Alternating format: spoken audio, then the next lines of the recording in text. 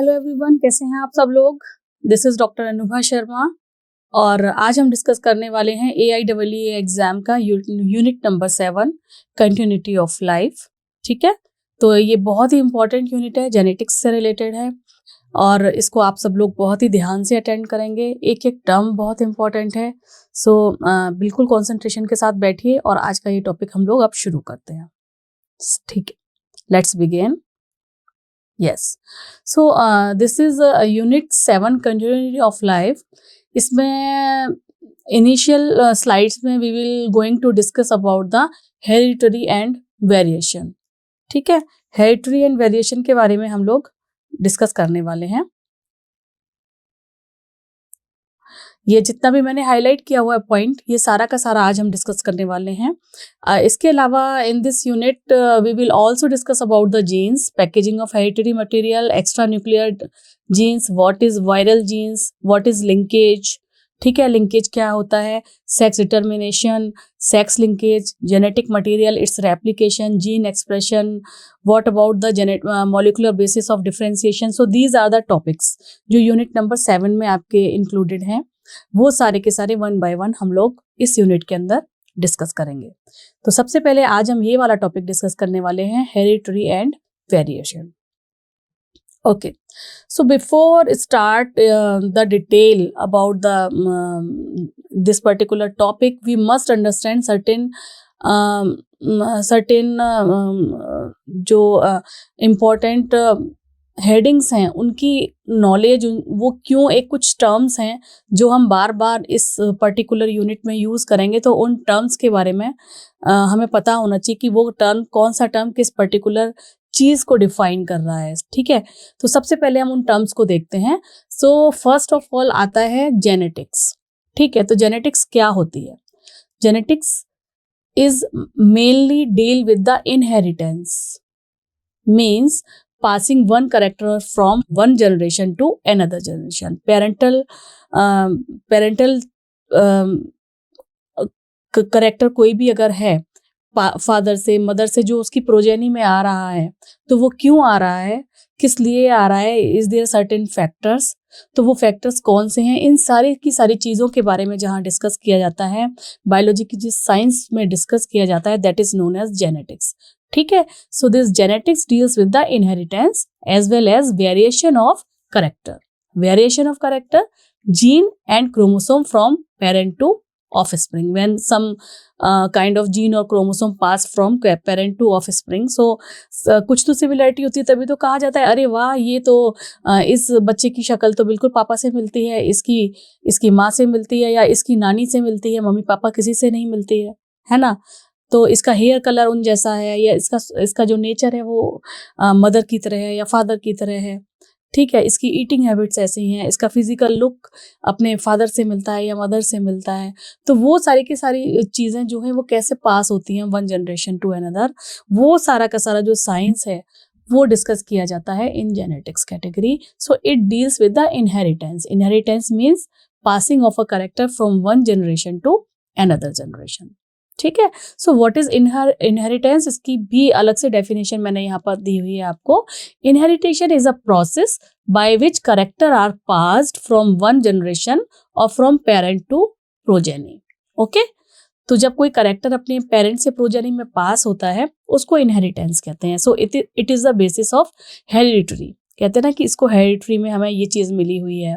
कोई डिजीज पास होती है ना, किसी को स्किन डिजीज पास हो रही होती है, कहीं पर डायबिटीज भी पास हो रही होती है, तो हेरिडिटरी में कई चीजें पास हो रही होती हैं one generation to another generation. Next आता है term variation. What is variation? जब अगर कोई प्रोजेनी अपने पेरेंट्स से अलग होती है, ठीक है, तो वो भी किन्हीं फैक्टर्स के कारण होगी, तो वो जो डिफरेंस है उसको टर्म दिया जाता है variation. So it is a difference between progeny from their parents. Okay, difference between progeny from their parents, वो पेरेंट जैसा अगर कोई नहीं दिखती है उसकी प्रोजेनी, तो वेरिएशन आएगा term. There is another character known as character. This is another term, character. It is a heritable feature among the parents and their progeny, like eye colour, आंखों का कलर, हेयर कलर, कोई एक particular property, एक colour अगर आपका जो पास हो रहा है from parental generation to offspring generation, that is known as character. Okay, there is another term known as trait, means variation of a character. यानी ये जो करेक्टर है, जैसे कि आई कलर और हेयर कलर है, इसमें अगर कोई वेरिएशन होता है, कलर तो है, आई में कलर तो आएगा, लेकिन अगर वो एग्जैक्टली ब्लैक ना आके ब्राउन आ गया तो so that is known as trait, कि वो दो ट्रेट के थे, उस कलर वेरिएशन को बोला जाता है ट्रेट.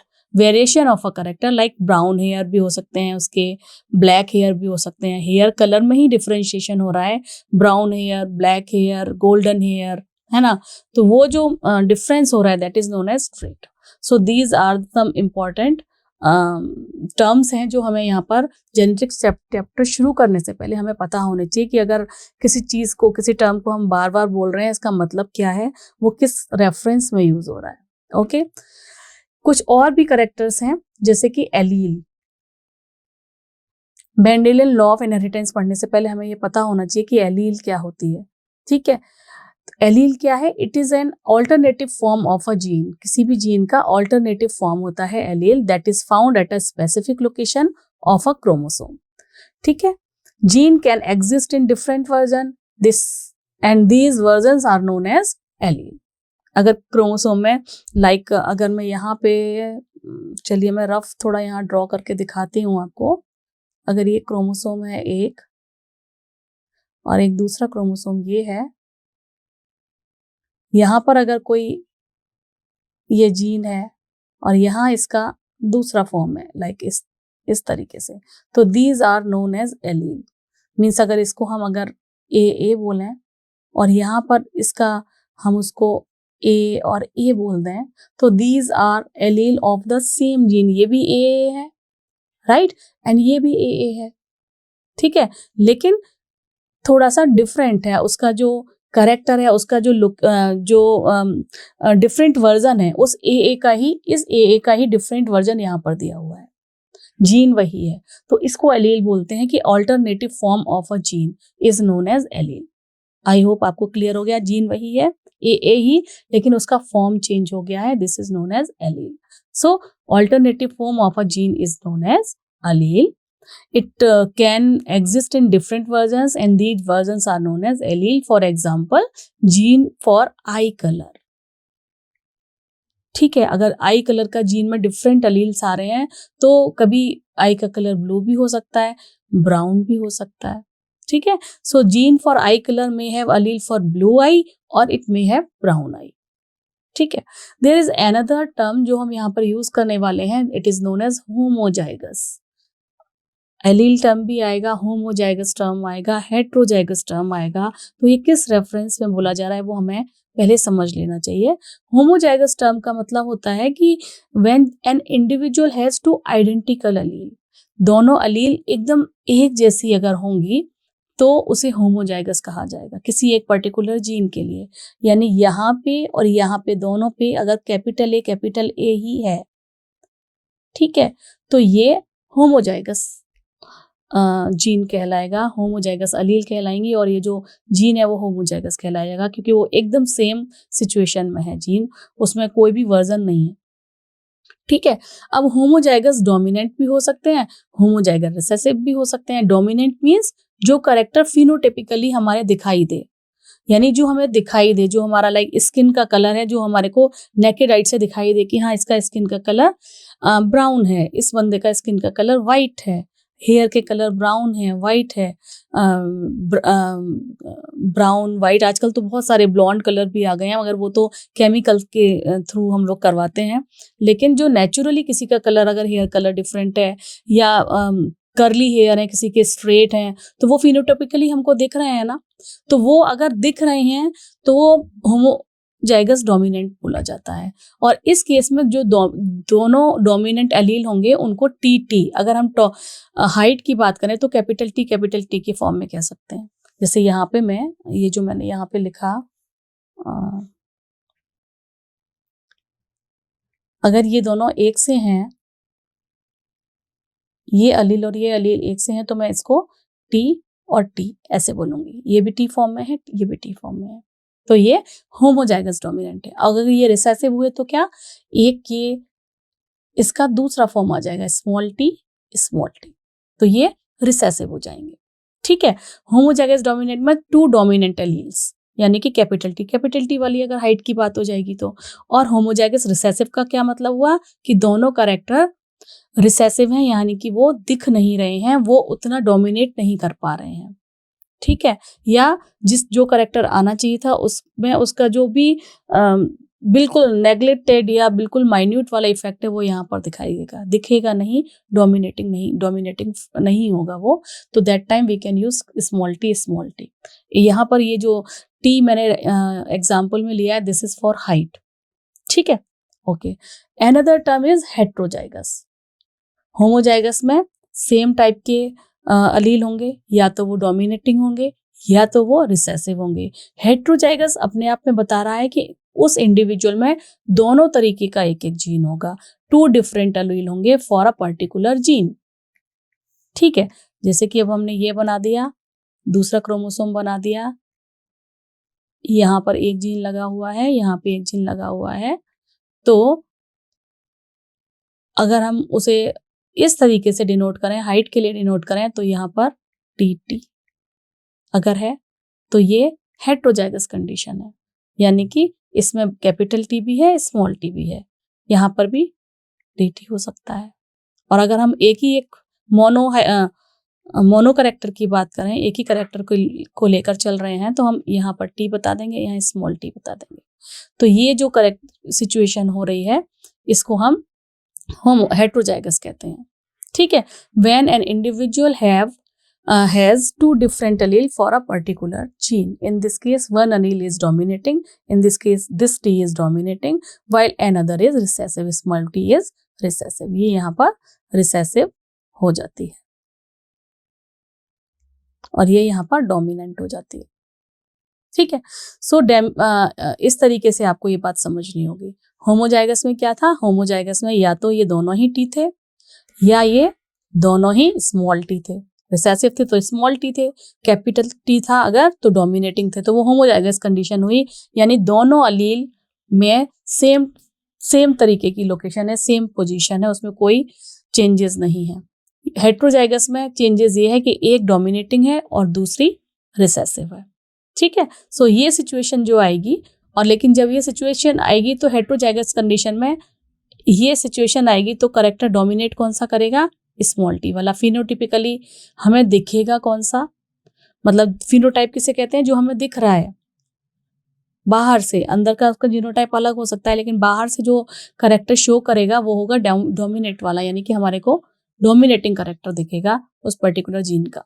वो कुछ भी हो सकता है, आई कलर हो सकता है, स्किन कलर हो सकता है, हाइट हो सकती है, फ्लावर कलर हो सकता है, वो कुछ भी हो सकता है।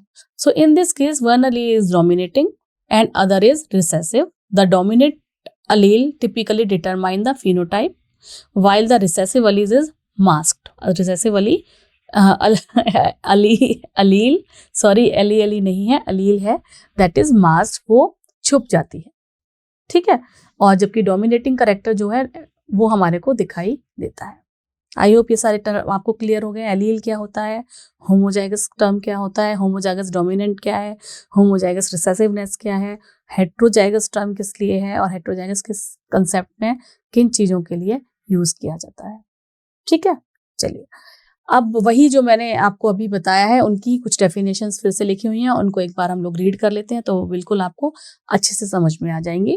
फर्स्ट जो टर्म है दैट इज डोमिनेटिंग करेक्टर और dominant character. A dominant character refers to a trait or character that is expressed when at least one copy of dominant allele is present in the genotype. Dominant character वो होता है कि जब dominant trait की एक copy कम से कम उसके genotype में प्रेजेंट होती है। It masks the expression of recessive allele. ये recessive allele की जो एक्सप्रेशन है उसको ढक देता है अपने आप से। ठीक है, जबकि रिसेसिव करेक्टर क्या होता है, a recessive character is a trait और a character that is expressed only when an individual has 2 copy of itself. किसी इंडिविजुअल में जब इसकी 2 कॉपी होंगी, इस तरीके की सिचुएशन होगी, तभी ये अपने आप को शो कर पाएगा।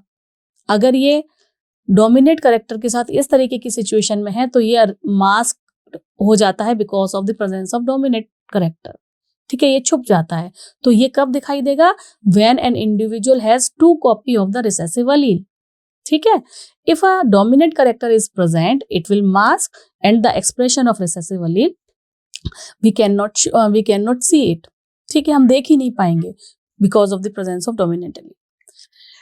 एक टर्म है फिनोटाइप। मैं आपको काफी देर से फिनोटाइप बोल रही हूँ, वही यहाँ पर प्रॉपरली डेफिनेशन दी हुई है। अ phenotype is a observable physical और बायोकेमिकल करेक्टर, जिसे हम ऑब्जर्व कर पाए, हम नेकेड आई से देख पाए। ठीक है, so it is a character which is observable physical और biochemical character of an organism resulting from the interaction of its genotype with the environment. जब जीनोटाइप उसके एनवायरमेंट से किसी पर्टिकुलर एनवायरमेंट से इंटरेक्ट करता है तो जो फिनोटिपिकल यानी जो देखने वाला, जिस चीज को हम देख पाए उस तरीके का जो ऑब्जर्वेशन होता है, जो चीज हमें दिखाई देती है उसे हम फिनोटाइप कहते हैं। It include traits such as eye colour, हम देख सकते हैं आई का कलर ब्लू है, वाइट है, ब्लैक है ना, स्काई ब्लू है, क्या है कलर, है ना। देख सकते हैं हाइट, वो भी हम देख सकते हैं जो ऑब्जर्व हो सकते हैं। And other visible features like height हो गया, फ्लावर कलर हो गया, लीफ कलर हो गया, स्किन कलर हो गया, दीज ऑल आर फिनोटाइप। ठीक है, okay. Next is genotype. What is genotype? Genotype is a genetic makeup of an organism. उस ऑर्गेनिज्म के अंदर जेनेटिकली क्या सिचुएशन है, उसका जेनेटिक मेकअप क्या है, that is known as genotype. It represent the specific combination of allele present for a particular trait or set of trait। एक particular trait और set of trait के लिए होता है। It is the set of genes of an organism। ये genotype में situation ये भी हो सकती है, जीनोटाइप में सिचुएशन ये भी हो सकती है, जीनोटाइप में सिचुएशन ये भी हो सकती है ना। तो है, मगर वो जीनोटाइप तो हम देख नहीं पा रहे हैं, हम तो देख पा रहे हैं उसका जो आउटकम है फिनोटिपिकली। तो जो देख पाएंगे वो फिनोटाइप टाइप है, लेकिन जो जेनेटिक मेकअप है वो ये है या ये है या ये है, this is known as genotype, genetic makeup of an organism. ठीक है, what is hybrid? A hybrid refer to an organism that has parent of different species और डिफरेंट वेराइटी और डिफरेंट जीनोटाइप। हाइब्रिड यानी कि एक ऐसा ऑर्गेनिज्म जिसमें या तो डिफरेंट स्पीशीज से मिलकर बना हुआ है, या उस डिफरेंट वैरायटी से मिलकर बना हुआ है, या उसका जो जीनोटाइप है वो डिफरेंट है, ठीक है, अपने पेरेंट्स से, that is known as hybrid. In genetics a hybrid is often used to describe an individual that is heterozygous for a particular trait. किसी एक ट्रेट के लिए अगर कोई इंडिविजुअल जेनेटिक्स में जो हम बात कर रहे हैं, अगर हेट्रोजाइगस सिचुएशन है उसकी, यानी कि उसमें तो डिफरेंट अलील पाए जाते हैं, तो उसे हम हाइब्रिड सिचुएशन कहते हैं। लाइक अगर इस तरीके की सिचुएशन है तो इसे हम हाइब्रिड कहते हैं। ये ना तो प्योरली डोमिनेंट है, अगर डबल टी होते तो प्योरली डोमिनेंट होता, या प्योरली स्मॉल टी होता तो रिसेसिव करेक्टर होता। अगर इसमें एक कैपिटल टी और एक स्मॉल टी है तो ये हेट्रोजाइगस ट्रेट हो गया, तो इसको यहाँ पर जेनेटिक्स में बोला जाएगा हाइब्रिड। ठीक है, okay. Now Mendel law of inheritance. Mendel ने, जॉर्ज मेंडल है, इन्हें फादर ऑफ जेनेटिक्स भी कहा जाता है, आपको पता है इनको क्या कहा जाता है? Father of genetics. इन्होंने एक्सपेरिमेंट काफ़ी किए थे और इन्होंने बहुत अच्छे रूल्स बनाए, जिससे काफ़ी सारी चीज़ें उस टाइम पर 1856 से लेकर 1863 तक इन्होंने 7 साल तक एक्सपेरिमेंट किए थे।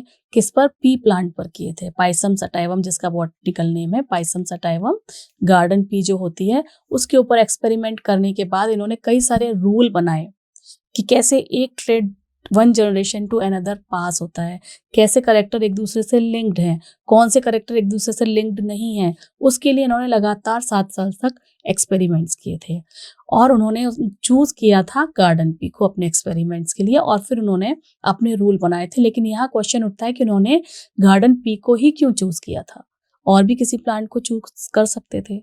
तो उसका रीजन ये है कि एक तो गार्डन पी जो है इसकी लाइफ स्पाइन शॉर्ट है, तो हम कई जनरेशन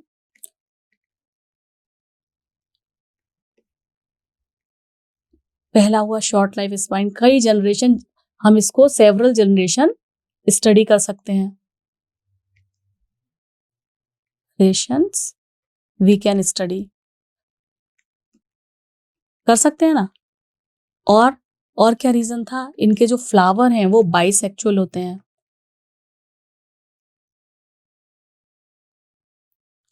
बाइसेक्चुअल फ्लावर से क्या होगा कि उसमें वो सेल्फ पॉलिनेशन भी हो जाएगा और ये क्रॉस पॉलिनेशन को मतलब रोक भी सकते हैं, इसके फ्लावर बंद भी होते हैं।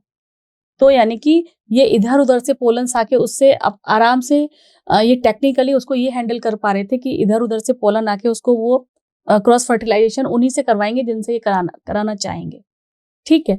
और इनकी लाइफ स्पान शॉर्ट है और इसमें बहुत सारे सेवरल करेक्टर, कॉन्ट्रास्टिंग करेक्टर थे जो यहाँ पर इनको दिखाई दे रहे थे। सेवरल कॉन्ट्रास्टिंग करेक्टर्स प्रेजेंट थे, जैसे कि P colour, flower colour, P size, उसका जो सीड है, सीड येलो है कि ग्रीन है, रिंकल्ड है कि स्मूथ है, बहुत सारे करेक्टर्स थे। तो वो बहुत सारे करेक्टर एक ही प्लांट में उनको मिल गए जिसको वो बार बार सेल्फ पॉलिनेशन कराते थे, क्रॉस पॉलिनेशन कराते थे, उसके बाद देखते थे अब क्या रिजल्ट रहा, अब क्या रिजल्ट रहा। और वो कई जनरेशन्स तक उन्होंने स्टडी करने के बाद ये देखा कि हाँ भाई जब हम इतनी जनरेशन तक कराते हैं तो ये पर्टिकुलर रिजल्ट आता है, और इस एक करेक्टर को लेकर चलते हैं तो ये रिजल्ट आता है, एक से ज्यादा करेक्टर्स को लेकर चलते हैं तो ये रिजल्ट आता है।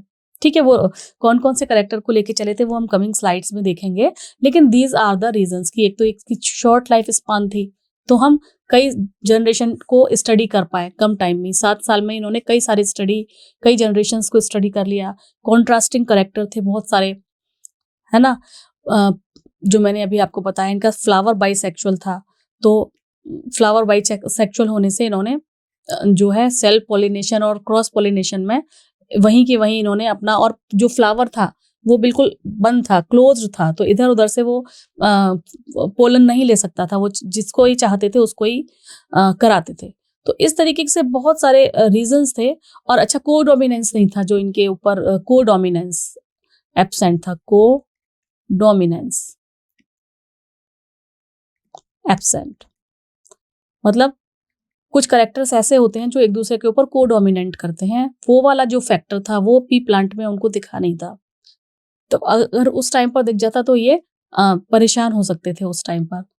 तो ये भी एक बहुत बड़ा फैक्टर था कि ये यहाँ पर नहीं था। तो इस तरीके के देयर इज अ लिस्ट, 5-6 चीजें हैं जिसको ध्यान में रखने के बाद ही इन्होंने चूज किया कि हम पी प्लांट को लेंगे अपने एक्सपेरिमेंट के लिए।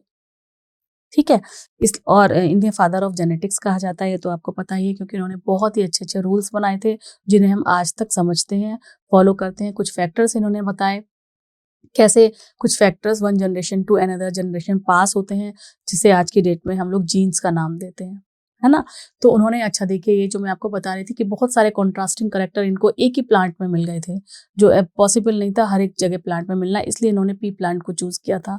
कौन कौन से करेक्टर इनको मिल गए थे? 7 पेयर ऑफ करेक्टर्स मिल गए थे इनको, जैसे कि स्टेम की हाइट है, डोमिनेंट करेक्टर हुआ टॉल, रिसेसिव करेक्टर हुआ ड्वार्फ, फ्लावर पोजीशन है, एक्सेल है या टर्मिनल है, flower colour is there, violet है डोमिनेट करेक्टर, जबकि व्हाइट है रिसेसिव करेक्टर, पॉड का साइज कैसा है, पॉड का कलर कैसा है, ग्रीन है या येलो है, अगर ग्रीन है तो डोमिनेट है, अगर येलो है तो रिसेसिव करेक्टर है, सीड का शेप कैसा है, इज इट राउंड और रिंकल्ड, राउंड है then it is dominating character.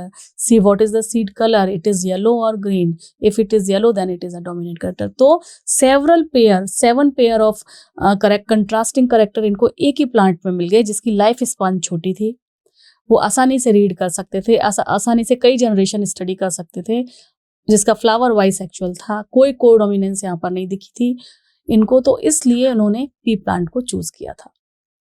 तो मेंडल लॉ ऑफ इनहेरिटेंस सबसे पहले हम करने जा रहे हैं, जिसमें कुछ टर्म आएंगे, जैसे selection of 2 P plant with contrasting character. इन्होंने क्या किया, 2 पी प्लांट को लिया और उनको सेलेक्ट किया जिनके अंदर दोनों कंट्रास्टिंग करेक्टर हैं।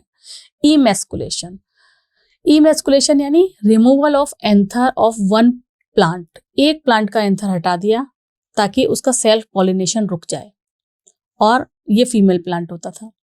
सेल्फ पॉलिनेशन रुक जाएगा तो फिर वो आराम से, सेल्फ पॉलिनेशन नहीं होगा तो दूसरे के पोलन लाके उस पर झाड़ेंगे, और जब झाड़ देंगे तो फिर उनका स्पेसिफिक उन्हें पता होगा मैंने कौन से पोलन्स डाले हैं, तो वो क्रॉस पोलिनेशन करा के उसका रिजल्ट देखते थे। ठीक है, तो इमॉस्कुलेशन क्या होता है? Removal of anther of one plant to avoid self pollination. Pollination then collection of pollen grains from male plant and transfer it to the female plant। इन्होंने क्या किया? दूसरे मेल प्लांट से कलेक्शन किया और फिर ट्रांसफर कर दिया फीमेल प्लांट पर। कलेक्शन एंड जर्मिनेशन, फिर after that collection and germination of the seed, जो सीड बने उनको कलेक्ट किया एंड देन जर्मिनेट किया टू प्रोड्यूस द ऑफस्प्रिंग। की किस तरीके की ऑफस्प्रिंग बनी है? तो सबसे पहले उन्होंने क्या किया? सिलेक्शन किया of 2 P plant with contrasting character, mainly height, एक था जो लंबा था और एक था जो ड्वार्फ था। 2 करेक्टर, मतलब एक ही करेक्टर लिया, एक करेक्टर लिया कंट्रास्टिंग, एक प्लांट लंबा और दूसरा प्लांट छोटा। ठीक है, emasculation then done means removal of anther from one plant, that is your female plant, and then pollination, यानी pollen grains they collected pollen from the male plant और उसको उनको female plant में उन्होंने डाल दिया, and then collection and germination of the seed to produce offspring। सो इस case में क्या हुआ? जब उन्होंने एक ही करेक्टर लिया है तो इसको बोला गया monohybrid cross. When a cross involving 2 plants differing in 1 character, जैसे कि ये जो प्लांट है ये टॉल है, पी प्लांट ही है ये, दूसरा है जो ड्वार्फ है यानी कि छोटा है, ये भी पी प्लांट है, पर इसका जो हाइट का करेक्टर है वो कॉन्ट्रास्टिंग है, right. So Mendel cross tall and dwarf plant to study the inheritance of 1 character. जब इन्होंने और इसकी जो सीड होते हैं ये होते हैं ग्रीन कलर के, और जो दूसरे इसके सीड होते हैं इसके होते हैं येलो कलर के। ठीक है, तो लेकिन इन्होंने जो लिया था वो करेक्टर लिया था हाइट वाला अपने एक्सपेरिमेंट के लिए। तो उन्होंने एक्सपेरिमेंट के लिए जब हाइट वाला करेक्टर लिया था तो पेरेंटल जनरेशन को जो गैमीट्स, इन्होंने इस ये जो डायग्राम है इसमें ये दिखाया हुआ है कि जो गैमीट है जिसका टी है उसमें गैमीट, इसका डोमिनेट करेक्टर वाला कैपिटल टी ये है, और इसका जो गैमीट होगा that is for small T. ठीक है, जब इन दोनों का क्रॉस हुआ यानी पॉलिनेशन करा के इनका जो हाइब्रिड बनाया गया तो इसके अंदर एक कैपिटल टी आया और दूसरा स्मॉल टी आया। ठीक है, और फिर जब इनकी सेल्फ पॉलिनेशन कराई, अभी आगे चलो नहीं चलते हैं, तो जब इस सिचुएशन पर आए इन दोनों का क्रॉस कराया तो यहाँ पर जो हमें फर्स्ट जनरेशन मिली इसे हम बोलेंगे, अच्छा लिखा हुआ है, ओके, यहाँ लिखा हुआ है F1 generation. So in this F1 generation all genotype of all the plants are TT, capital T small t। This is the genotype of all F1 plant।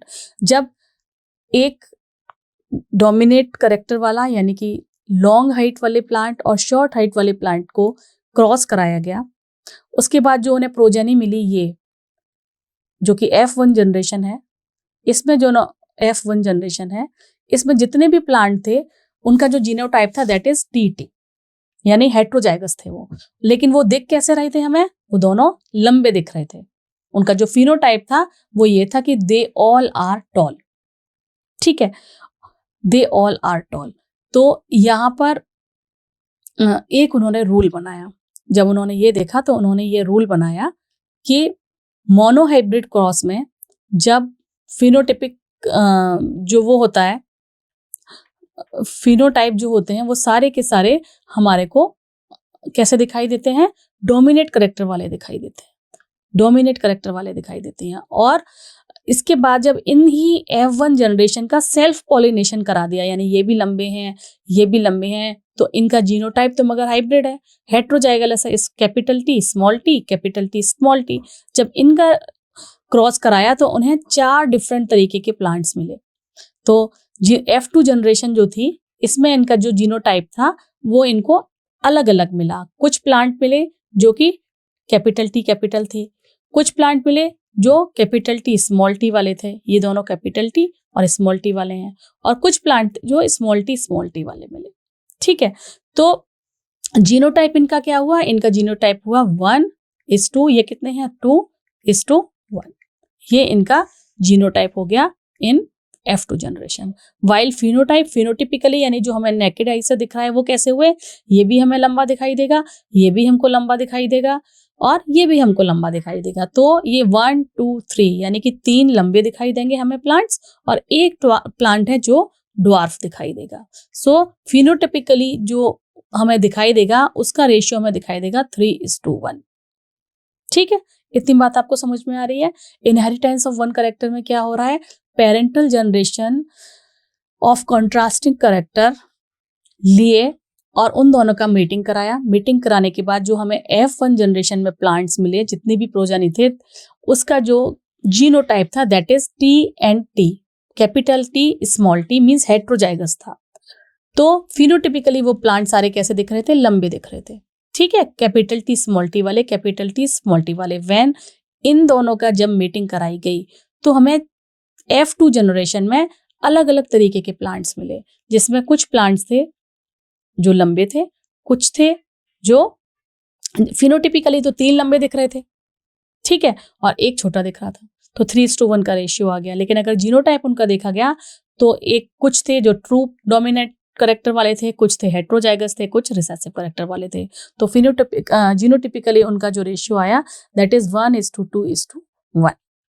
और इसको ही पुन्नेट स्क्वायर या चेकर बोर्ड के through इसको solve किया जाता है। इस तरीके के क्वेश्चंस को उसमें क्या किया जाता है, इस तरीके का एक चेकर बोर्ड बनाया जाता है। जो भी करेक्टर्स हैं like capital T small t यहाँ लिखा हमने हेट्रोजाइगस के लिए, और दूसरा जब ये F2 जनरेशन की बात हो रही है कैपिटल T स्मॉल t हमने यहाँ लिखा, इन दोनों का क्रॉस कराया, यहाँ लिख दिया T T, ये हो गया T T, this capital T small t capital T small t। ठीक है, now small t capital T small t capital T, यहाँ लिख दिया, small t small t small t small t, ये यहाँ लिख दिया। तो इसमें हमें क्या दिखाई दे रहा है कि मोनोहाइब्रिड फिनोटिपिक रेशियो क्या आ रहा है, ये जो है ये तीनों ही हमको लंबे दिखाई दे रहे हैं, यानी कि 3 हो गए लंबे और 1 हो गया ड्वार्फ। ठीक है, सो मोनोहाइब्रिड फिनोटिपिक रेशियो इसका आ गया टॉल इज टू ड्वार्फ का 3:1। वाइल मोनोहाइब्रिड जीनोटिपिक रेशियो अगर आप कहेंगे इस चेकर बोर्ड को या पुन्नेट स्क्वायर को देखकर तो हमें क्या पता चलेगा, एक ट्रू है यानी कि होमोजाइगस टॉल है 1, ओके, हेट्रोजाइगस टॉल है 2, राइट, एंड होमोजाइगस रिसेसिव है 1 या होमोजाइगस ड्वार्फ है 1। तो वो हमारा जो आएगा रेशियो वो आएगा 1:2:1। इस तरीके से ये वाली इस तरीके के जो क्वेश्चंस आते हैं उनको सॉल्व किया जाता है। तो वही यहाँ पर लिखा हुआ है जो अभी हमने किया कि from Punnett square it is easily seen that 1/4 of the random fertilization lead to TT यानी capital T half lead to capital T small t and 1/4 lead to small t। दो the F1 have genotype of capital T small t, यानी कि F1 में हमें पता है सारे heterozygous थे, दिख रहे थे वो फिनोटिपिकली लॉन्ग, लेकिन वो उनका जो जीनोटाइप था वो था ये वाला हेट्रोजाइगस डोमिनेंट वाला। ठीक है, F2 जनरेशन में क्या हुआ कि 3/4 प्लांट हमारे को फिनोटिपिकली लंबे दिखाई दिए और जबकि बाकी हमारे को छोटे दिखाई दिए। लेकिन जब हमने उनका जीनोटाइप देखा तो पता चला कि रेशियो हमारा आ रहा है 1:2:1। ठीक है, सो मेंडल इसी को देखकर मेंडल ने कुछ रूल्स बनाए। जो पहला रूल था उन्होंने बनाया लॉ ऑफ डोमिनेंस की, जो डोमिनेंट करेक्टर है वो अपने आप को वो रिसेसिव करेक्टर को मास्क कर देता है, छुपा देता है इन F1 जनरेशन। लेकिन जब हम सेकेंड जनरेशन में आते हैं तो वो जो करेक्टर छुप गया था वो अपने आप को सेग्रीगेट कर लेता है फ्रॉम दैट डोमिनेट करेक्टर। ठीक है, तो ये इन्होंने रूल्स बनाए थे मेंडल साहब ने उस टाइम पर। ठीक है, so Mendel made similar observation for other pair of trait too. अभी तो इन्होंने हाइट के साथ किया, फिर इन्होंने फ्लावर कलर के साथ किया, पॉट कलर के साथ किया, अलग जो ट्रेट थे जो अभी मैंने आपको टेबल दिखाई उनके साथ भी इन्होंने देखा। फिर उन्होंने अपनी ऑब्जर्वेशन के आधार पर ये जो मोनो हाइब्रिड क्रॉस था उस पर उन्होंने ये बताया कि कुछ फैक्टर्स हैं जो अपने माता पिता से, अपने पेरेंट्स से ऑफस्प्रिंग में पास होते हैं और उन फैक्टर्स को ही आज की डेट में हम लोग जीन कहते हैं। ठीक है, उन्हें ये दिख गया था कि कुछ तो फैक्टर्स हैं जो one generation to another generation pass हो रहे हैं, उस टाइम उन्होंने फैक्टर्स टर्म कहा, और उन्हीं फैक्टर्स को आज की डेट में हम लोग जीन्स कहते हैं. So today these rules are known as principle of law, principle और लॉज ऑफ इनहेरिटेंस. ठीक है, तो फर्स्ट लॉ ऑफ इनहेरिटेंस क्या है? This is law of dominance. Second law is law of segregation. ठीक है, तो ये जो हमारे को मिला 1:2:1, यानी TT:2 सेग्रीगेशन वाले में जो हमें दिखा, TT:2 capital T small t and small t, इसको मैथमेटिकली भी सॉल्व किया जा सकता है इस वाली इक्वेशन से, जो बाइनोमियल एक्सप्रेशंस होते हैं ax + by का स्क्वायर. तो ये ax + by के स्क्वायर को अगर हम सॉल्व करें तो 1/2 टॉल दिखाई दिए थे, 1/2 स्मॉल t थे. इसको अगर सॉल्व करेंगे तो इन दोनों को, इस पूरे को अलग अलग लिख दिया, दिस इनटू दिस, यही तो है. अब अगर हाफ टी को करेंगे तो 1/4 tt आ गए. हाफ टी और हाफ को करेंगे, हाफ टी और हाफ टी को करेंगे तो हाफ कैपिटल टी आएगा, क्योंकि इस हाफ को ये वाला भी इससे मल्टीप्लाई करेगा तो इन दोनों को जोड़ के हाफ हो जाएगा. ठीक है, और जब ये स्मॉल टी के साथ करेगा तो 1/4 स्मॉल टी आ जाएगा. तो जिस तरीके से ये बाइनोमियल एक्सप्रेशन सॉल्व होता है, अगर उस तरीके से भी सॉल्व करेंगे तो हमें पता चलेगा इनका जो रेशियो है वो 1:2:1 ही आता है. Mendel self-pollinate the F2 generation and found that dwarf F2 plant continue to generate dwarf plant in F3 and F4 generation. उन्होंने ये देख लिया था कि F2 जनरेशन में ये वाला जो है, अगर इसको जब सेल्फ पॉलिनेट उन्होंने कराया तो जो इसके थ्रू जो F3 F4 जनरेशन निकल के आई, F3 किया, फिर F3 को फिर से सेल्फ पॉलिनेट कराया तो F4 जो जनरेशन आई उसमें ये कंटिन्यूटी में जो जीनोटाइप बन रहा था और फिनोटाइप बन रहा था वो ड्वार्फ ही था. तो उन्होंने ये कंक्लूड कर दिया कि जो ड्वार्फ का जो जीनोटाइप है, ये जो ड्वार्फ प्लांट है उसका जीनोटाइप प्योर है ना, तो वो होमोजाइगस कंडीशन में है, दैट इज TT. ये वाली जनरेशन इसकी है. ठीक है, तो ऐसे ही इन्होंने ये वाला भी सेल्फ पॉलिनेट किया होगा. जब इसको किया तो इसकी भी F3 F4 जनरेशन अगर आप देखेंगे इसकी प्योर है, तो वो लगातार क्या होंगे, टॉल ही निकलेंगे. लेकिन अगर इसको हम बार बार करेंगे तो इसकी, क्योंकि ये हेट्रोजाइगस कंडीशन है, इसकी सिचुएशन चेंज होती रहेगी. जहां पर कैपिटल T आ जाएगा वो टॉल हो जाएगा, जहां पर स्मॉल t आ जाएगा वो ड्वार्फ हो जाएगा, है ना.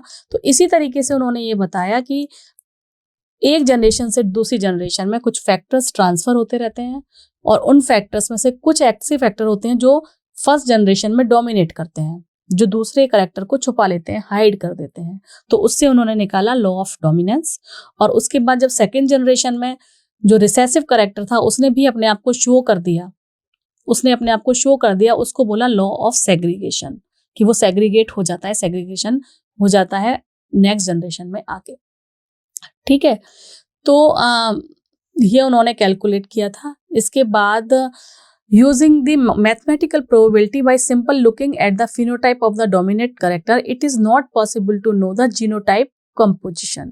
That is, for example, whether a tall plant from F1 or F2 has TT or TT composition. ये predict नहीं कर पा रहे थे वो. Therefore, to determine the genotype of tall plant, अच्छा रिसेसिव का तो उन्होंने एक जनरेशन से नेक्स्ट जनरेशन किया तो उन्हें पता चल गया ये तो प्योर है. लेकिन जो टॉल हमें एक्स्ट्रा बाकी जो टॉल दिख रहे हैं उनका जीनोटाइप क्या है, क्या वो कैपिटल T पोजीशन वाला है या वो अभी भी हेट्रोजाइगस वाला है, उसको देखने के लिए उन्होंने मेंडल ने क्या किया, मेंडल ने टेस्ट क्रॉस किया. टेस्ट क्रॉस का क्या मतलब हुआ कि उन्होंने Mendel cross the tall plant from F2 with the dwarf plant. F2 generation का जो टॉल प्लांट था उसको ड्वार्फ प्लांट के साथ उन्होंने क्रॉस किया, जिसको बोला जाता है टेस्ट क्रॉस. ये देखने के लिए कि ये डोमिनेटिंग है या ये रिसेसिव कैरेक्टर वाला है, ये जो हमें टॉल दिख रहा है वो हेट्रोजाइगस पोजीशन वाला है या होमोजाइगस पोजीशन वाला है. So in a typical test cross an organism, यहाँ पर तो प्लांट की ही बात हो रही है ना. तो इन अ typical test cross, an organism showing a dominant phenotype is crossed with the recessive parent. Dominant phenotype को, फिनोटिपिकली जो डोमिनेंट दिख रहा है उसको रिसेसिव प्लांट के साथ सेल्फ क्रॉस किया जाता है, यानी कि जो फिनोटिपिकली हमें दिख रहा है ये भी हमें टॉली दिखेगा, ठीक है, और इसको रिसेसिव करेक्टर वाले के साथ क्रॉस किया जाएगा अगर, ठीक है। तो जो प्रोजनी निकल के आएगी उसको बोला जाता है, इस तरीके के टेस्ट को बोला जाता है टेस्ट क्रॉस, ठीक है, जब हमें जीनोटाइप डिसाइड करना होता है। The progeny of such a cross can easily be analyzed and predicted the genotype of the test organism. Typical test cross when violet color flower is dominant over the white flower color. अभी यहाँ पर दूसरा इन्होंने character ले लिया है, यहाँ मैंने आपको टॉल हाइट का बता दिया, यहाँ पर इन्होंने कलर लिया फ्लावर कलर।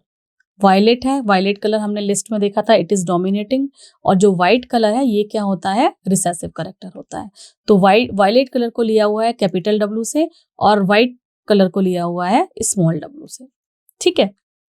तो ये जो एक प्लांट दिख रहा है टेस्ट क्रॉस में, ये जो एक प्लांट दिख रहा है ये दिख रहा है हमें पर्पल वायलेट कलर का दिख रहा है, लेकिन इसका जो जीनोटाइप, फिनोटाइप तो इसका हमें दिख रहा है डोमिनेटिंग है, लेकिन इसका जीनोटाइप क्या है ये क्वेश्चन बनता है।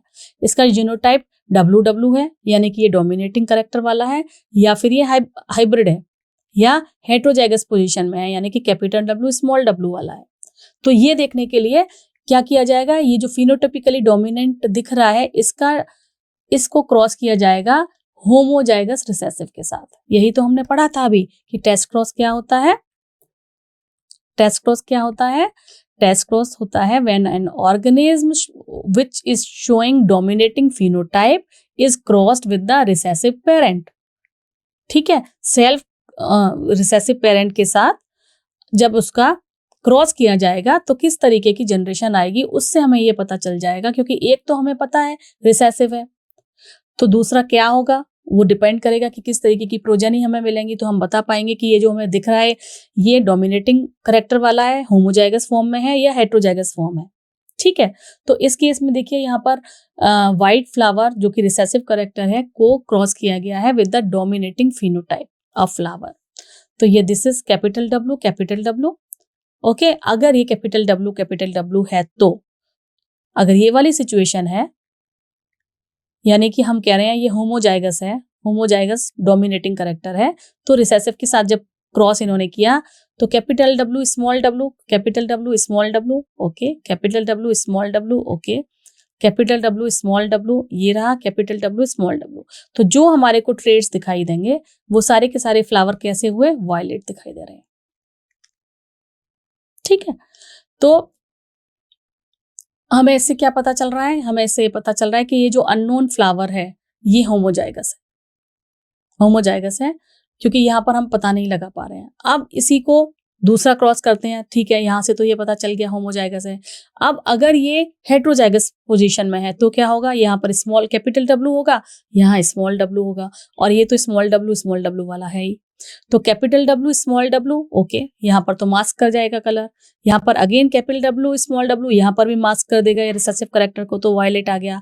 लेकिन जब इसका स्मॉल w इसके स्मॉल w के साथ मीटिंग करेगा तो we will get white coloured flower, यानी small w, again this small w crossed with this small w, then again we will get white coloured plant. तो हमें यहाँ से पता हो जाएगा ओहो ये होमोजाइगस नहीं है, क्योंकि जब इसने रिसेसिव के साथ किया तो व्हाइट कलर ने अपने आप को सेग्रीगेट कर लिया, जब वो होमोजाइगस कंडीशन में आया तो उसने अपने आप को शो कर दिया। तो यानी कि हाफ जो फ्लावर हैं वो हमारे को वायलेट दिखाई दिए, 1:1 का यहाँ पर रेशियो आ गया, और हाफ हमारे को रिसेसिव वाले दिखाई देंगे। तो इससे यहाँ से पता चला कि ये जो अननोन फ्लावर है जिसको क्वेश्चन मार्क लगा हुआ है वो एक्चुअली हेट्रोजाइगस है और उसकी condition capital W small w वाली है, जो फिनोटिपिकली हमारे को कैसा दिखाई दे रहा है, पर्पल दिखाई दे रहा है, यानी कि डोमिनेट करेक्टर ने इसको छुपा दिया है,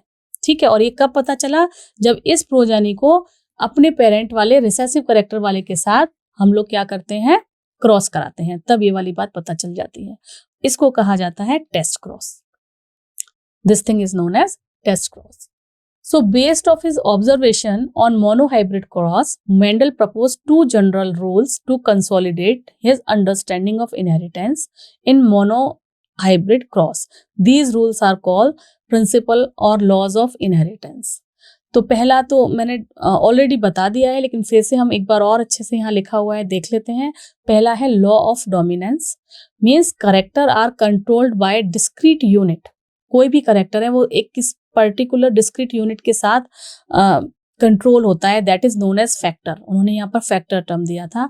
these factor occur in pair. ये फैक्टर जो है वो पेयर में रहते हैं, ठीक है, क्योंकि वो देखिए यहाँ पे जो फैक्टर थे वो सेग्रीगेट हो गए थे ना, इसलिए फैक्टर पेयर में रहते हैं. जब वो एक साथ रहेंगे तो बड़ा वाला जो डोमिनेटिंग करेक्टर है वो मास्क कर लेता है दूसरे को, और जब वो सेग्रीगेट हो जाता है तो वो अपने आप को शो कर देता है. In a dissimilar pair of factor, one member of a pair, यानी कि जो डोमिनेटिंग करेक्टर वाला है टू द अदर, वो क्या करेगा, उसे मास्क कर लेता है. एक जो है वो डोमिनेट कर जाता है डिसिमिलर पोजीशन में, ठीक है. The law of dominance is used to explain the expression of only one of the parental character in a monohybrid cross in F1 generation. केवल एक जो डोमिनेट करेक्टर है वो मोनोहाइब्रिड क्रॉस में ऊपर दिखाई देता है, एंड वो जो दोनों करेक्टर हैं वो के दोनों एक्सप्रेस होते हैं इन F2 जनरेशन. जो अभी हमने चार्ट देखा था उसमें हमारे को पता चला, चेकर बोर्ड जो बनाया था, कि जो दोनों हैं वो F2 जनरेशन में हमको दिखाई देते हैं. It also explain the proportion of 3:1 obtain at the F2 में हमें 3:1 का रेशियो क्यों मिलता है. इसीलिए मिलता है क्योंकि वो जो रिसेसिव करेक्टर था वो सेकंड जनरेशन में आके अपने आप को एक्सप्रेस कर पाता है. फर्स्ट जनरेशन में तो डोमिनेट करेक्टर वाला उसको हाइड कर देता है, ठीक है. This is known as law of dominance when the character are controlled by a discrete units known as factors. Second is your law of segregation. This law is based on the fact that the allele do not show any blending and both the character are recovered as such in the F2 generation. Or though one of these character is not seen in F1 generation, इनमें से एक character F1 generation में नहीं दिखता है क्योंकि वो mask कर लिया गया था, है ना, तो वो सेग्रीगेट हो जाता है इन F2 generation. This is known as law of segregation. Though the parent contain two allele during gamete formation, the factor or allele of a pair segregate from each other such that the gamete receive only one of the two factors. Of course, a homozygous parent produce all gametes that are similar, while heterozygous one produce two kind of gametes. Heterozygous वाले जो हैं वो दो तरीके के gametes बनाते हैं. In each one allele with equal proportion. यानी homozygous जो parent हैं वो बनाएंगे सारे एक से, ऐसे, है ना. और जबकि heterozygous की कंडीशन ये होती है कि वो दो तरीके के gametes बनाएंगे. वो ये वाले gametes भी बना सकते हैं और वो ये वाले गैमेट्स भी बना सकते हैं.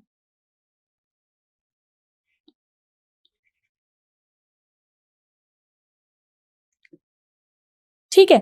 तो जो सेकेंड जनरेशन में आके जो फर्स्ट जनरेशन में F1 जनरेशन में मास्क कर लिया गया था डोमिनेटिंग फैक्टर के द्वारा, वो दोबारा दिखाई देने लगता है, तो वो इसे बोलते हैं लॉ ऑफ सेग्रीगेशन. ठीक है. दोनों करेक्टर रिकवर हो जाते हैं इन F2 जनरेशन, जो कि F1 जनरेशन में नहीं दिखाई दे रहे थे. This is known as law of segregation. अब कुछ ऐसी भी कुछ रूल्स थे, कुछ ऐसे भी करेक्टर्स दिखाई दिए जो कि जिनको कहा जाता है नॉन मेंडेलियन इनहेरिटेंस, जिन्होंने मेंडल की इनहेरिटेंस का के अकॉर्डिंग वो नहीं चल रहे थे, यानी कि इनमें इनकम्प्लीट डोमिनेंस थी. नॉर्मली हमने क्या पढ़ा था कि अगर दो करेक्टर लिए जा रहे हैं तो उनमें से जो डोमिनेटिंग करेक्टर है वो क्रॉस होने पर प्रोजेनी में अपना इतना ज्यादा इन्फ्लुएंस दिखाता है कि जो रिसेसिव करेक्टर होता है वो दिखता ही नहीं है. लेकिन यहाँ पर इस एग्जाम्पल में हम लोग पढ़ने वाले हैं इनकम्प्लीट डोमिनेंस, यानी कि डोमिनेंट करेक्टर भी पूरी तरीके से अपने आप को इम्पोज नहीं कर पाता है, इनकम्प्लीटली वो डोमिनेंट हो पाता है. तो neither allele is completely dominate over the other, यानी कि कोई भी जो एलील है वो पूरी तरीके से अपने आप को डोमिनेट नहीं कर पाता है अदर में. जैसे कि यहाँ पर इन्होंने दो फ्लावर लिए, एक फ्लावर है जो कि व्हाइट कलर का है, दूसरा है जो कि रेड कलर का है। इसका जीनोटाइप है RR, इसका स्मॉल r स्मॉल r, इसका जीनोटाइप है small r small r। So this is your parental generation. जब इन दोनों के बीच में क्रॉस कराया तो अगर हम मेंडल के हिसाब से चलते तो हमारे को सारे के सारे प्लांट डोमिनेट करेक्टर वाले दिखने चाहिए थे, that is your red. But यहाँ इस केस में ऐसा नहीं हुआ। इस केस में क्या हुआ कि F1 जनरेशन में जो मेजोरिटी ऑफ प्लांट थे that is pink colour, it contains pink colour and their genotype is, although their genotype is heterozygous, यानी capital R small r, capital R small r, capital R small r, while some are जो pure small r वाले थे वो white दिखाई दिए। ठीक है, अब फिर उन्होंने क्या किया, उन्होंने ये जो इनकी सेल्फिंग करा दी। सेल्फिंग यानी कि जो F1 जनरेशन के जो प्लांट्स थे उनकी मेटिंग करा के उन्होंने देखा तो हेट्रोजाइगस यानी कि capital R small r, capital R small r का जब सेल्फिंग कराई तो F2 जनरेशन में उन्हें किस तरीके के प्लांट मिले, कुछ ऐसे मिले। इसका हम चेकर बोर्ड बना के देख सकते हैं। यहाँ है capital R small r, capital R small r, तो यहाँ आएगा कैपिटल R राइट, यहाँ आएगा कैपिटल R स्मॉल r, यहाँ आएगा स्मॉल r कैपिटल R, यहाँ आएगा स्मॉल r स्मॉल r। तो कैसे मिल रहे हैं, कुछ तो हमें प्योर रेड मिल रहे हैं, कुछ हमें प्योर व्हाइट मिल रहे हैं, और फिर जो बीच के ये जो हेट्रोजाइगस वाले हैं जिसमें ये वाली पोजीशन है capital R small r, capital R small, ये फिर से हमको पिंक मिल रहे हैं।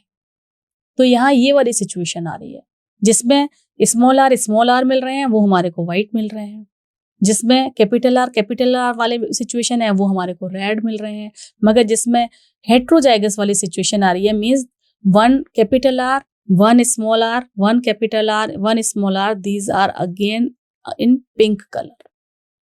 तो हमें यहाँ पर क्या मिल रहा है 1:2:1, मगर ये जो 2 है वो क्या है, ये अगेन कोई और ही वो दिखा रहा है, यानी कि ये प्रॉपर तरीके से डोमिनेट नहीं हुआ है रेड कलर। तो ये इनकम्प्लीट डोमिनेंस है, इसको बोलते हैं इनकम्प्लीट डोमिनेंस। ठीक है, ओके। सो ये मैंने आपको इस तरीके से समझा दिया। सो इनकम्प्लीट डोमिनेंस में क्या है, when experiment on peas were repeated using other traits in other plants it was found that sometimes the F1 had phenotype that didn't resemble either two of the parent, मतलब ना तो वो red था और ना वो व्हाइट था। ठीक है, बट बिटवीन द टू, तो फ्लावर कलर ऑफ इन्होंने देखा स्नैपड्रैगन में, ये जो प्लांट है स्नैपड्रैगन या एंटीराइनियम स्पीशीज का प्लांट होता है, it is a good example to understand the incomplete dominance. इन्होंने क्रॉस बीट कराई किसके बीच में, ट्रू बीडिंग कैपिटल R के बारे में और स्मॉल r, जो अभी हमने लास्ट अभी डिस्कस किया है। तो हमारे को F1 जनरेशन के सारे प्लांट जो हेट्रोजाइगस मिले that was pink in colour, और जब इनकी सेल्फिंग कराई तो हमारे को वही 1:2:1 का रेशियो मिला। 1:, ये देखिए लिखा हुआ है 2:1, 1 थे टोटली R, यहाँ पर 1 थे टोटली व्हाइट, और जो 2 थे वो अगेन पिंक कलर के थे। ठीक है, so here the genotype ratio was exactly as we would expect in any Mendelian monohybrid cross, but the phenotypic ratio had change from 3:1। Genotypic तो वही है जो किसी भी हमने जो मेंडल की थ्योरी के हिसाब से देखा था, लेकिन फिनोटिपिकली इसका 3:1 नहीं आ पाया। इसका जो फिनोटिपिकली 3:1 यानी कि 3 तो दिखने चाहिए थे रेड, है ना, जो उसके हिसाब से, और 1 दिखना चाहिए था व्हाइट, लेकिन ये यहाँ पर नहीं आया, यहाँ पर 1:2:1 का रेशियो आ गया। ठीक है, सो इस तरीके से जो इनकम्प्लीट डोमिनेंस होती है, यानी कि एक जो डोमिनेंट करेक्टर है वो दूसरे को पूरी तरीके से मास्क नहीं कर पा रहा है, कंप्लीटली डोमिनेट नहीं कर पा रहा है, उसको बोला जाता है इनकम्प्लीट डोमिनेंस। एक और टर्म आता है यहाँ पर कोडोमिनेंस, ये एक और टर्म है। कोडोमिनेंस में क्या होता है, इन this case the first generation resemble both the parents. इसका एग्जाम्पल बहुत अच्छा एग्जाम्पल है ABO ब्लड ग्रुपिंग। जो ह्यूमंस में ब्लड ग्रुपिंग होती है ना, कि मेरा ब्लड ग्रुप A पॉजिटिव है, आपका B पॉजिटिव है, किसी का O ब्लड ग्रुप है, किसी का AB ब्लड ग्रुप है, वो किसके बेसिस पर होता है, वो होता है एक जीन है known as I, it is controlled by this I gene. Okay, as the plasma membrane of RBC contain certain antigens, sugar antigens होते हैं, शुगर पॉलीमर्स होते हैं, वो उनकी उसके ऊपर पाए जाते हैं। तो इसके आई एंटीजन के 3 तरीके के एलील होते हैं, IA, IB and small I. ठीक है, allele IA and IB produce slightly different from the sugar, while I allele doesn't produce any sugar. I जो है, ये जो स्मॉल आई वाला है, ये कोई भी शुगर नहीं बनाती है, ये एक तरीके की शुगर बनाती है और ये स्लाइटली डिफरेंट बनाती है इस शुगर। तो एलील अगर ये हो कि पेरेंट 1 पेरेंट 2, अगर पेरेंट 1 IA वाला है, पेरेंट 2 IA वाला है, तो ऑब्वियसली इसको जीनोटाइप IA होगा और जो ब्लड ग्रुप है वो A होगा। ठीक है, अगर पेरेंट 1 IA वाला है, पेरेंट 2 IB वाला है, तो जो ऑफ स्प्रिंग में कॉम्बिनेशन आ सकता है वो IA IB वाला आ सकता है जीनोटिपिकली, और जो ब्लड ग्रुप का टाइप होगा ऑफ स्प्रिंग में, that would be AB। If IA is there, small I is there, ये तो कुछ बनाता ही नहीं है, तो ये जब कुछ बनाता ही नहीं है तो फिर इसका कोई करेक्टर भी नहीं आएगा, तो जो हमारा ऑफ स्प्रिंग में ब्लड ग्रुप आएगा that is A। If IB is there, IA is there, then IA IB, then again AB, B is there, then IB IB, B is there।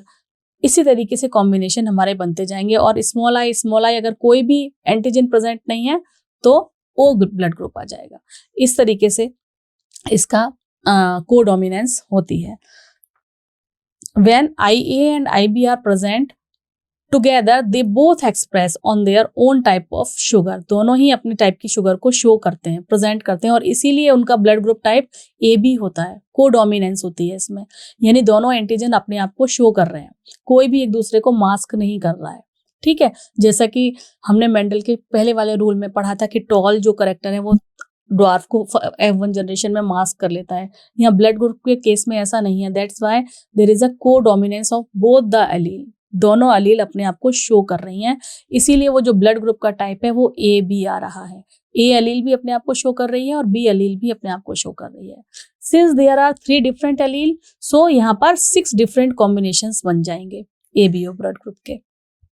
ये देखिए, ये फिनोटिपिकली ब्लड ग्रुप हम किसी को हम बोलते हैं A है, किसी का B है, किसी का AB है, 4 ही तरीके के होते हैं ब्लड ग्रुप, किसी का O है।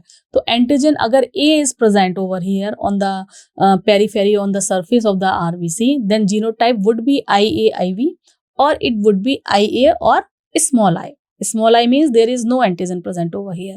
In this particular case, when the phenotypic type of blood group is B, then there must be B antigen present on the surface of the RBC। B antigen हमारी RBC की surface पर present होगा और इसका genotype होगा IB IB, right? और IB और small I। ये भी केस हो सकता है इसमें, यहाँ पर ये केस हो रहा है, यहाँ पर ये केस होता है। जब AB प्रेजेंट है means both the antigens, antigen A and antigen B both the present on the periphery और on the surface of the RBC, तो ये कोडोमिनेंट कर रहे हैं, वो दोनों अपने आप को शो कर रहे हैं। And in this particular case genotype would be IA and IB। ठीक है, if there is no antigen present on the surface then negligible, no genotype यानी small I and then universal acceptor sorry, इस time पर आपका जो phenotype है वो हमारा O टाइप का फिनोटाइप बन जाता है। ठीक है, सो इसके कुछ और एग्जांपल, ये तो ब्लड ग्रुप का एग्जांपल था, यहाँ पर एक इनका हैंड का एग्जांपल दिया हुआ है, जहाँ पर अगर फिनोटाइपिकली वाइट कलर की है और दूसरा है जो फिनोटिपिकली ब्लैक कलर का है, तो इसका जीनोटाइप कैपिटल W हुआ, इसका small b capital B small capital B। तो जो तीसरी तरीके की आएगी इन दोनों की मीटिंग से, यहाँ पर दोनों कलर अपने आप को शो कर रहे हैं, B और B दोनों। तो both the dominant allele are express together in a heterozygous individual, use 2 different capital letters to represent the allele. इनको अलग अलग लेटर से शो किया गया है, मगर ये दोनों ही जब अपने आप को दिखाई देते हैं that time we can use the term codominancy. Codominancy में दोनों एलील अपने आप को एक्सप्रेस करती हैं साथ में, कोई एक दूसरे को मास्क नहीं करता है। Another example is for a cattle, जब होमोजाइगस रेड बुल की मीटिंग कराई जाती है होमोजाइगस व्हाइट काउ के साथ, इस बुल की कैटिंग व्हाइट काउ के साथ कराई जाएगी, तो जो हेट्रोजाइगस रोन मिलेगा स्पॉटेड ऑफस्प्रिंग, उसमें इसके स्पॉट्स दिखाई देंगे, यानी कि दोनों कलर अपने आप को शो कर रहे हैं। रेड काउ का अगर हम बोल दें RR व्हाइट काउ का अगर हम बोलें WW तो इसका क्या आएगा, इसका आएगा R एंड W, दोनों ही अपने आप को कलर शो कर रहे हैं कैटल के केस में। तीसरा आता है there are certain multiple alleles, there are 3 or more alleles are there. For example, blood group and starch synthesis in pea seeds. pea seeds में स्टार्च जो सिंथेसाइज होता है वो इस तरीके के मल्टीपल अलील का एग्जाम्पल हो सकता है। Starch synthesis is controlled by one gene, it has 2 allele B and B, इसके 2 अलील होते हैं capital B and small b. Starch is synthesize effectively by BV homozygous condition and therefore large starch grain is produced. जब ये homozygous condition होगी dominate वाले की तो large star grains produce होते हैं, जबकि स्मॉल बी वाली कंडीशन में लेसर एफिशिएंसी वाला स्टार्च प्रोड्यूस होता है और ये स्मॉल ग्रेन्स होते हैं छोटे वाले। After maturation of this seed BB seed are rounded, BB seed जो है वो गोल होते हैं और जो ये वाले होते हैं वो रिंकल्ड होते हैं। तो heterozygous produce round seeds, so B seeds to be dominating allele. Heterozygous जो हैं यानी कि अगर ये वाली बात करें तो वो राउंड होते हैं, तो इससे हमें ये पता चलता है कि जो बी सीड है ये डोमिनेटिंग एलील है। But the starch grain produced are intermediate size in BB seeds, so if starch grain is considered as a phenotype, then for this angle allele should show incomplete dominance। कि size की अगर हम बात ना करें यानी कि जो फिनोटिपिकली चीज दिख रही है उसको नहीं देख के अगर हम स्टार्च कंटेंट की बात करें तो इनकम्प्लीट डोमिनेंसी यहाँ पर दिखाई देती है। ठीक है, इनकम्प्लीट डोमिनेंसी यहाँ पर दिखाई देती है जहाँ पर बहुत सारे फैक्टर्स यूज हो रहे होते हैं। So this is all about the today's lecture जिसमें हमने मेंडल के लॉ पढ़े, कुछ जो इम्पोर्टेंट टर्म्स हैं जो इस चैप्टर में यूज होने वाली हैं वो सारी हमने देखी और आगे उसके अगले लॉज जो हैं वो सारे अब हम नेक्स्ट लेक्चर में देखेंगे। इस अभी तक की जितना भी हमने जेनेटिक्स के बारे में बेसिक्स पढ़ा है इसमें अगर आपको कोई भी क्वेरी है अब तो आप कमेंट सेक्शन में डालिए, हम उसको बाद में डिस्कस करते हैं।